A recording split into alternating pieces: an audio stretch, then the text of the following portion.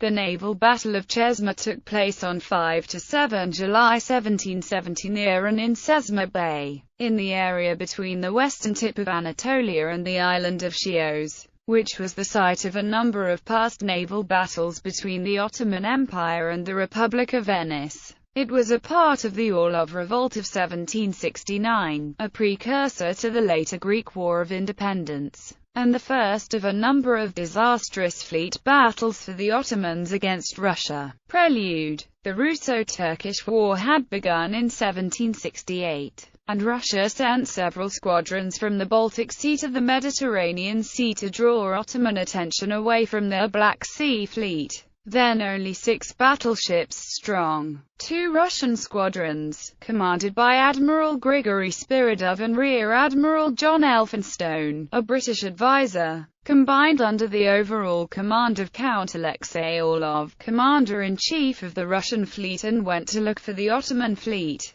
On 5 July 1770 they came across it anchored in line just north of Chesma Bay, western Anatolia. Details of the Ottoman fleet are uncertain, but it included 14 to 16 ships of the line, including Real Mustafa of 84 guns, Rhodes of 60 guns and a 100-gun flagship.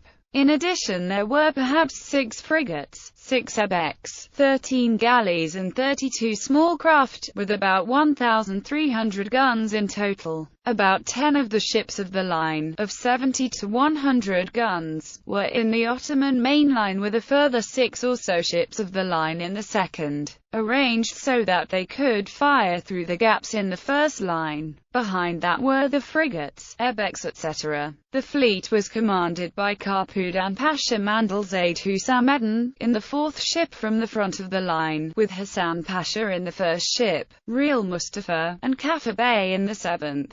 2 further ships of the line, probably small, had left this fleet for Mytilene the previous evening. After organizing a plan of attack, the Russian battle line sailed towards the south end of the Ottoman line and then turned north, coming alongside the Ottomans, with the tail end coming into action last. Battle. The Ottomans opened fire at about 11:45 am, followed by the Russians slightly later. 3 of the Russian ships of the line had trouble staying in position. Evropa turned around and came back behind Rostislav. Trisphere tightly circled the second Ottoman vessel before coming back into the Russian line, being attacked in error by Trekaya Rakova. She did so, and SV. Ianuaria turned around before coming back into the line. Spiridov, in SV. Evstafii, had a close-range battle with Hassan Pasha in Real Mustafa, before the latter was suddenly seen to be on fire. Her mainmast came down and landed on SV. Evstafia's deck, causing the Russian ship to immediately blow up.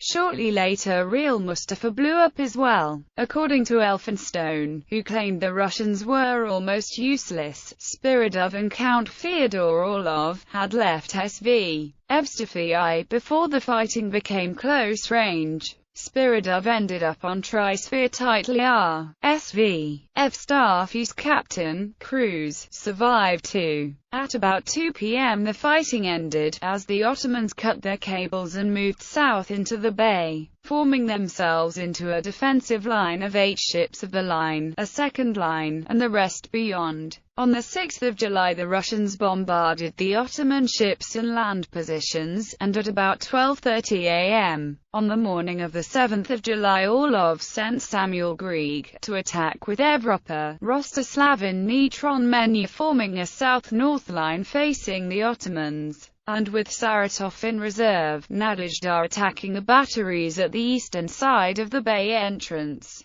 Africa attacking the batteries on the western side, and Grom near Africa. At about 1:30 am, or earlier, fire from Gromin, or Neutron Menya caused an Ottoman ship of the line to blow up after her main topsail caught fire, and the fire quickly spread to other ships of the line. By 2 am, 2 Ottoman ships of the line had blown up and more were on fire, and Grieg sent in 3 fire ships, which contributed in a small way to the burning of almost the entire Ottoman fleet. At about 4 a.m., boats were sent in to save 2 ships of the line which were not burning, but one of these caught fire while it was being towed. The other, Road 60, survived and was captured along with 5 galleys. Fighting ended at about 8 a.m. Russian casualties on the 5th of July were 14 killed, plus 636 killed in SV, Evstafii, and about 30 wounded, and on the 7th of July 11 killed.